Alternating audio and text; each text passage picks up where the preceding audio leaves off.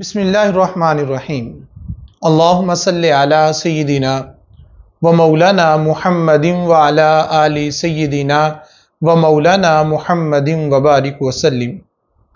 میرے راہ ہدایت کے ناظرین و سامعین، پچھلی نشست میں ہم نے روزے کے حوالے سے جو گفتگو کی تھی اور ایک سوال اٹھایا تھا کہ کیا روزہ انسان کے اندر فکر پیدا کرتا ہے، احساس پیدا کرتا ہے؟ تو وہ ہم نے اپنے اندر جھانک کے دیکھنا ہے کہ کیا واقعی ہی میرے اندر وہ احساس و فکر پیدا ہو رہا ہے۔ تو اس سے آگے ہم اس نشست میں بات کرتے ہیں کہ روزہ فرض کیوں کیا گیا۔ قرآن پاک میں اللہ تبارک و تعالی جو روزے کے فرض کرنے کا مقصد بیان کر رہا ہے وہ یہ ہے آیت مبارکہ میں، اس لیے تاکہ تمہیں تقوی نصیب ہو۔ روزہ فرض کرنے کا مقصد یہ ہے کہ انسان بندہ مومن متقی بن جائے، پرہیزگار بن جائے، اور اس لیے وہ حکم دے رہا ہے کہ تم تقوی اختیار کر لو۔ اب بابا جی سرکار سے اس حوالے سے سوال کیا گیا کہ حضور تقوی کیا ہے؟ آپ نے ارشاد فرمایا بیٹا یہ انسان کی پوری زندگی پر محیط ہے۔ لفظ ایک ہے لیکن اس کے گرد انسان کی پوری زندگی گھومتی ہے۔ یہ نہیں ہم کہہ سکتے کہ اس نے فلاں کام کیا تو یہ متقی ہو گیا، نہیں، جب تک یہ سانس چل رہی ہے، سانس کی مالا سلامت ہے، یہ بکھر نہیں رہی، تو اس کا ایک ایک لمحہ تقوی میں شمار ہوگا۔ اب یہ نہیں کہیں گے کہ کوئی بندہ نماز پڑھ رہا ہے، جو شخص نماز پڑھتا ہے تو متقی ہے، نہیں، یہ تو 1% اس نے 1% کا بھی کروڑواں حصہ اگر کرے تو یہ ہوگا اس عمل میں۔ تو ان کا تعلق بابا جی سرکار نے فرمایا بیٹا حقوق اللہ سے ہے یا حقوق العباد میں سے ہے، یعنی وہ حق جن کا تعلق اللہ کے ساتھ ہے اور بندوں کے ساتھ ہے، اگر وہ ان کا خیال رکھتا ہے اور ان کو ان کے معیار کے مطابق ادا کرتا ہے، یہ نہیں اپنی سوچ کے مطابق، اپنی فہم کے مطابق، اپنی مرضی کے مطابق ادا کرے، ایسا نہیں۔ جو اس عبادت کا، جو اس حق کا حقیقی مقصد ہے، اگر اس معیار پہ پورا اس کو رکھتا ہے تو پھر اس کو تقوی نصیب ہوتا ہے۔ اور بابا جی سرکار نے فرمایا کہ اگر اور آسان کروں بیٹا تو اس کو سمجھو کہ تقوی کیا ہے۔ متقی انسان وہ ہے کہ جس کا اللہ کی ذات پر کامل یقین ہو۔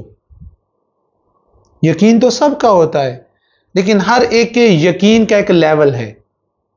اگر تو اس کا کامل اور مکمل یقین اس وحدہ لا شریک کی ذات پر ہے اور پھر وہ اس پہ قائم بھی ہے، یعنی اس کی حرکات و سکنات سے، اس کے اعمال سے، اس کے کردار سے، اس کی گفتگو سے، اس کے لین دین سے، اس کے حسن معاشرت سے اس کی جھلک نظر آ رہی ہے، تو پھر اس کا جو ہے وہ اللہ پہ کامل یقین ہے۔ نہ صرف زبان سے کہہ دینے سے تھوڑی یہ بات تسلیم کر لی جائے گی۔ تو اگر تو پھر وہ ہر معاملہ اس کے سپرد کر رہا ہے اور اس ہر معاملے میں اس کی رضا مقصود ہے تو بندہ متقی ہے، تقوی والا ہے۔ تو پھر جو روزہ فرض جس لیے کیا گیا اس کو وہ روزے کا مقصد حاصل ہو گیا۔ اور اگر اس کے ایمان کا لیول کمزور ہے، اس لیے تو کہا جاتا ہے کہ کبھی اس کا ایمان بڑھتا ہے اور کبھی کم ہوتا ہے۔ اب ایمان کے کم ہونے یا بڑھنے کا تعلق کس کے ساتھ ہے؟ اس کے یقین کے لیول کے ساتھ ہے۔ جب کبھی اس کے یقین کا لیول کمزور ہوگا، ماند پڑے گا، اس کے تعلق میں کمزوری آئے گی تو پھر اس کے ایمان کا لیول بھی کم ہوگا۔ اور اگر مکمل اور کامل یقین ہوگا تو پھر وہ اپنے رب کے قرب میں ہوگا اور اس کا معیار بھی ایمان کا وہ اوپر والا ہوگا۔ اس لیے تو وہ کسی ایک عمل کے کرنے سے اس کو تقوی کا سرٹیفکیٹ نہیں دے رہا کہ انسان نے یہ کام کر لیا ہے تو لہٰذا وہ اس کو اس کا قرب عطا کر دے گا، وہ اس کو اپنا قرب کی منزلیں دے دے گا، ایسا نہیں۔ قرآن بھی کہتا ہے، قرآن کیا کہتا ہے؟ ان اکرمکم عند اللہ اتقاکم، بے شک اللہ کے یہاں تم میں زیادہ عزت والا وہ ہے جو تم میں سے زیادہ پرہیزگار ہے، تقوی اختیار کرنے والا ہے۔ اب قرب کا جو اس نے معیار رکھا وہ تقوی ہے، متقی ہونا یہ صفت ہے۔ اب اگر سورۃ بقرہ کی دوسری آیت مبارکہ ہم دیکھتے ہیں، الف لام کے بعد اس کا کہتا ہے ذالک الکتاب لا ریب فیہ ھدی للمتقین، کہ اس کتاب میں کوئی شک نہیں ہے، یہ کتاب ہدایت پر مبنی ہے، یہ کتاب رہنمائی کرتی ہے، یہ کتاب انسان کی زندگی میں انقلاب برپا کرنے والی ہے، یہ اس کی سوچ کو بدلنے والی ہے، کائنات کو بدلنے والی ہے، اور اس بندے کے ذریعے پھر کائنات کا نظام بدلنے والی ہے۔ لیکن کیا سب کے لیے؟ نہیں، اس نے کہا ھدی للمتقین، یہ تقوی والوں کے لیے، متقین کے لیے ہدایت یافتہ وہ کتاب ہے۔ ورنہ جو اس معیار پہ پورا نہیں اترتا ہوگا، قرآن پڑھے گا، پڑھنے سے اس کو ثواب ملے گا، اس کے سمندر میں سے جو اسرار و رموز ہے قرآن کے، وہ جو غوطہ زن ہو کے وہ نکالے گا ہیرے جوہرات، نئی فکر، شعور، عرفان، معرفت، قرب، وہ اسے حاصل نہیں ہوگا۔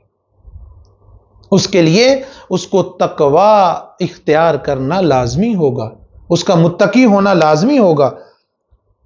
تو اللہ تبارک و تعالی نے روزہ اس لیے فرض کیا، یہ کتاب ہدایت کا سرچشمہ ہے، مشاہدات دیتی ہے، انوار و تجلیات کی بارشیں ہوتی ہیں، عرفان نصیب ہوتا ہے، لیکن سب کو نہیں، ان کو کہ جو تقوی والے ہیں۔ میرے حاضرین و سامعین، انشاءاللہ اسی نشست کو ہم اگلی نشست میں بھی بیان کریں گے، اسی موضوع کو آگے لے کے چلیں گے۔ اللہ پاک ہمارا حامی و ناصر ہو۔ السلام علیکم ورحمۃ اللہ وبرکاتہ۔